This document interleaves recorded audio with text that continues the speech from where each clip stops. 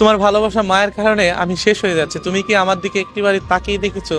আমি জানি না, জীবন থেকে এমন একটা পর্যায়ে জীবনটাকে নিয়ে এসেছি, আর জীবন থেকে এমন কিছু জিনিস হারিয়ে গিয়েছে যা কখনো না চাইলে আর ফিরিয়ে আনতে পারবো না। এখন অনেক ক্লান্ত হয়ে গিয়েছে, না পারছি মানুষজনের সামনে হাসতে, না পারছি মানুষজনকে নিজের চোখের পানি দেখাতে। হয়তো মিথ্যা হাসি দিয়ে মানুষজনকে দেখালেও না, লুকিয়ে এসে হয়তো চোখের পানিগুলা ফেলতে হয়। আমি নিজেকে এমন একটা জায়গায় দাঁড় করিয়েছি যেটা আমি জানি না আমার আমার এই মানে দুঃখের কিনারা কোথায়, আর আমি এই দুঃখ কবে পাড়ি দিব। ফ্যামিলি প্রবলেম, নিজের একাকিত্ব, নিজেকে নিঃসঙ্গ লাগে। আমি কোনো কিছু নিজেকে গুছিয়ে উঠতে পারছি না যে এই জীবন থেকে মুক্তি কিভাবে পাবো।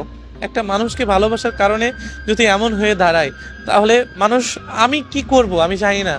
কারণ আমরা ছেলে মানুষ, আমরা অনেক কিছুই না চাইলে পারি না। মানুষের জনের সামনে কান্না করতে পারি না, ফ্যামিলিকে দুঃখ বোঝাইতে পারি না, আপন মানুষগুলোকে কষ্ট দিতে পারি না।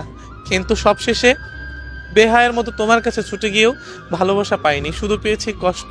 এর জন্য নিজেকে দিন দিন এমন একটি পর্যায়ে দাঁড় করিয়েছি যে নিজের জীবনে দুঃখ ছাড়া, কষ্ট ছাড়া কিছুই নাই। আমি শুধু এটাই চিন্তা করি যে মানুষগুলা কিভাবে পারে এত কষ্ট দিতে। এই পরিস্থিতি বা এই সিচুয়েশনে যারা পড়ছে না, তারাই বলতে পারে যে আসলে ফ্যামিলি প্রবলেম, নিজের ক্যারিয়ার, নিজের নিজের যে একটা মানে সুখ শান্তি সব কিছু নষ্ট হয়ে গেছে। নিজের ভিতরে আত্মাটা না এখন আর বাঁচতে ইচ্ছা করে না। একটা জীবন্ত লাশ হয়ে পড়ে আছি, মনে হয় যে হয়তো ভিতরে শুধু জীবনটাই আছে আর কিচ্ছু নাই।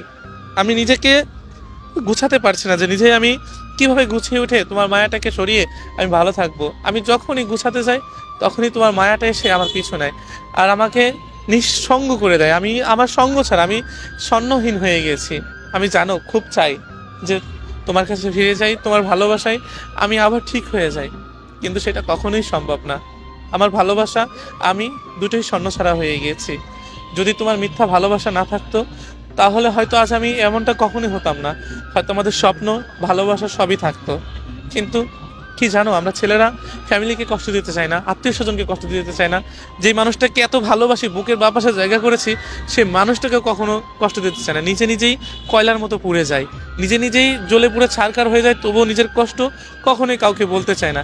এটাই পুরুষ মানুষ, যে শত কষ্টেও, শত বেদনাও তাকেও কখনো ভুলে থাকা যায় না। যখনই চাই নিজেকে পরিবর্তন করবো, ঠিক তখনই ওই মানুষটা হয়তো বুকের ভিতরে একটা অন্যরকম একটা কষ্ট তুলে দাঁড়ায় যে তুই কেন ওকে ভুলে যাবি। এই জন্য না, শত কষ্টেও না তোমাকে ভুলে থাকতে পারি না, এবং ভোলাটাও অসম্ভব হয়ে গিয়েছে।